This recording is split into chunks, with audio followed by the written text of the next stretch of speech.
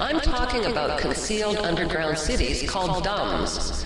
DUMB is an acronym for Deep Underground Military Bases. The government calls them DUMBs to mock us because they think we're too dumb to figure out what DUMBs really are. Yes, we're dumb all right. We're dumb enough to trust the government.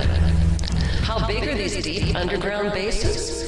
According to eyewitnesses, they're about the size of a medium-sized city, and they're anywhere from 10 miles to 30 miles across, with an average depth of 4¼ miles. Wow.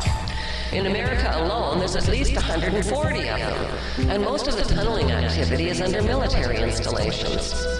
These underground cities have reportedly been under construction day and night since the 1940s. Worldwide, there's about 1,500 of them. The North Rock facility in Antelope Valley, California, is rumored to be 42 levels deep. Ex-employees and whistleblowers describe what sounds like the underground setting for a science fiction movie.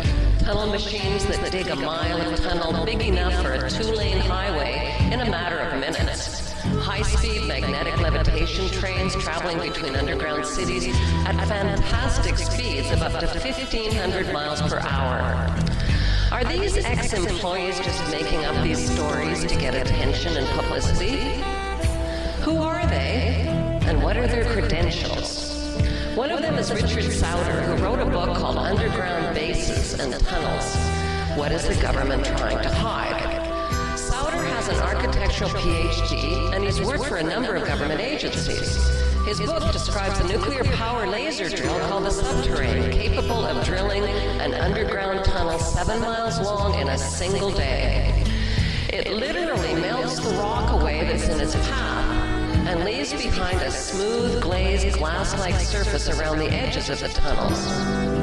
Another credible witness is a retired U.S. Air Force Colonel, L. Fletcher Prouty.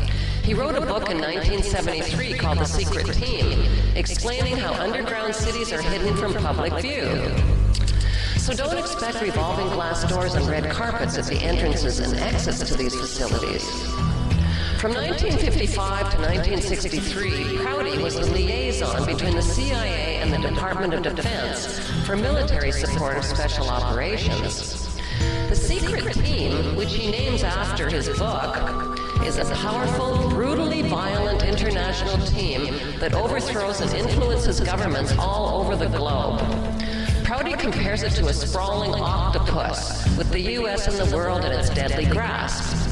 At the core of the Secret Team are members of the CIA, the National Security Council, military and civilian officials, as well as academics, business, and even media people.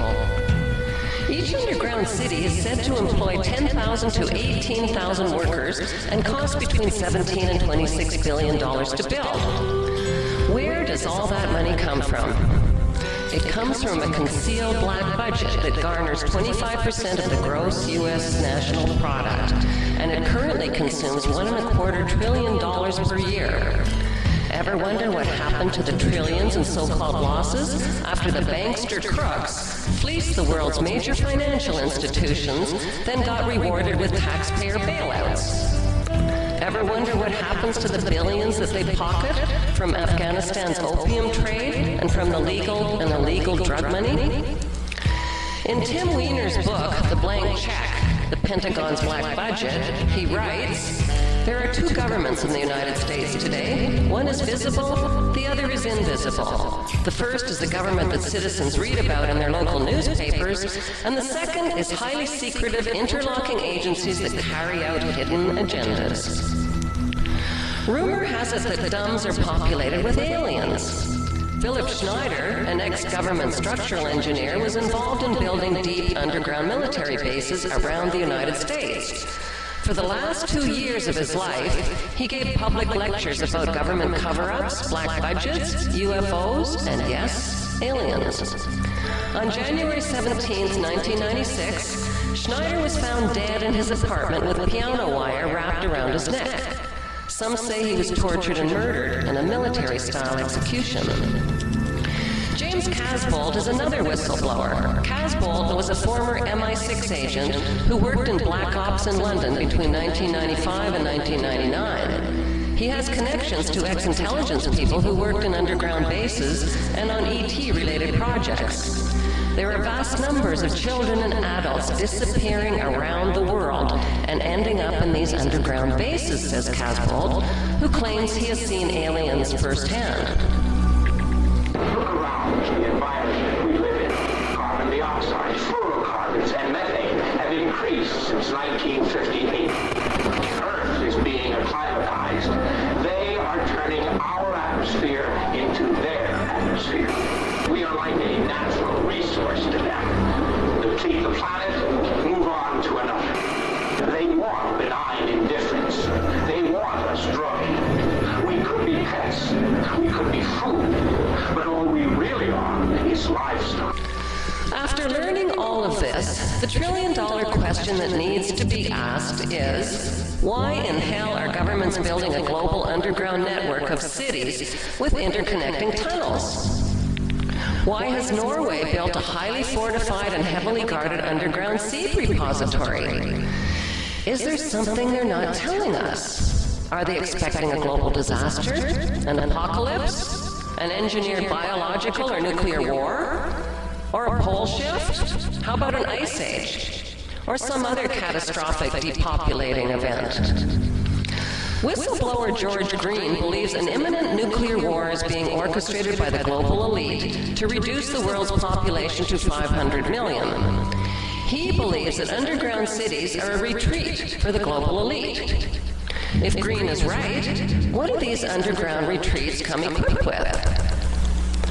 Hydroponic grow-ups? Luxury spas? Hyperbaric oxygen chambers, pubs, fountains, Roman baths, perhaps? With their stolen trillions, they can even simulate starry night skies and sunny days, just like at your local planetarium. Since underground cities are reportedly capable of accommodating millions, not billions, of people, guess who's got reservations in these subterranean resorts? If you can confront government agencies about any of this, they won't try to deny the existence of underground facilities. They just wave it off as storage and defense.